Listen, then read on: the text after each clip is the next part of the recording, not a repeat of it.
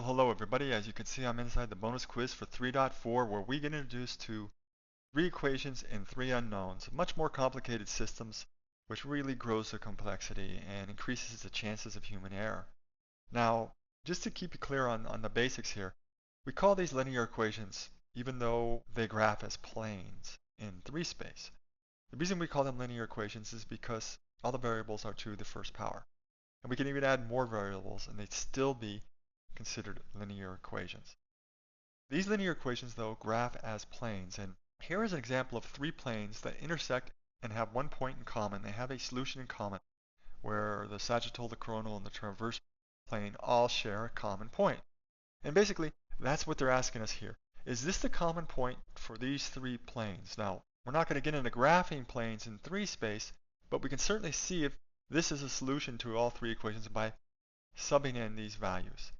Notice that this first plane asks us to simply add the 3 points. In other words, to put plus signs in between here and see if it equals 0. And I see straight away that that's not true. That -1 plus -2 is -3, and -3 plus 1 is -2, and -2 is not 0. So the answer here, we get a counterexample right from the start, is no. That is not a solution to the system of equations. So that was rather straightforward. They want us to solve this system. And if you've worked a few of these, you know they're very thorny. And so I'm going to bring in the drawing program here, and I've already done some work. I've labeled my 3 planes 1, 2, and 3. And down here, well, I looked at them, and I thought, okay, what can I make vanish? I need to make a variable vanish. I need to change a system of 3 equations and 3 unknowns into 2 equations and 2 unknowns. And I see I've got opposites here, plus y and minus y. So if I was to combine 2 and 3, straight away, the y's are going to vanish. And so that's what I've done down here. I said 2 plus 3 to give me a new equation, call it 4. And I've copied the equation for 2, and I've copied the equation for 3, and I've drawn a line, and we simply follow the arithmetic down. 2x minus x is x, plus y minus y is going to vanish the y's. Negative z plus 2z is plus z, and then I have some arithmetic to do over here is equal to 12.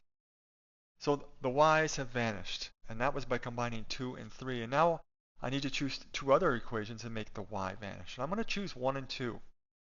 And I see it's not going to, y is not going to vanish straight away by following the arithmetic. I need to make some moves, and there's lots of different paths you could take here. I'm going to take a slightly different path than you're probably accustomed to, just to show you the possibilities. My first move was to work with equation 1 here, and I multiplied it by -1, the sign changer. And then what I did was I divided by 5. Everything, both sides of the equation by 5. So just imagine dividing by 5 here, you're going to get a -x, -y, 2z, -10 divided by 5 is a -2. So I caught a little error there. And now I'm going to copy the second equation here. 2x plus y, notice they're opposites of each other, minus z is equal to 8. And I'm going to draw a line and follow the arithmetic. I'm going to get an x here.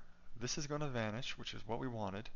And then I'm going to have a plus z is equal to 6. Now, let me write them together.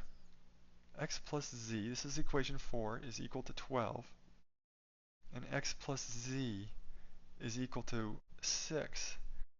Now, I'm going to stop and say that there's no solutions. I'm not going to even bother to solve this for x and z. And the reason is because how can I have 2 numbers that simultaneously sum to 12 and simultaneously sum to 6? It's either going to be one or the other, or neither, right? So the answer here is there is no solution. These planes do not intersect in a single point, and that would be C. So let's go ahead and tempt fate and say we believe it's C. We're not going to even work this to its conclusion because we were able to see that we had an impossible situation. And let's do a submit.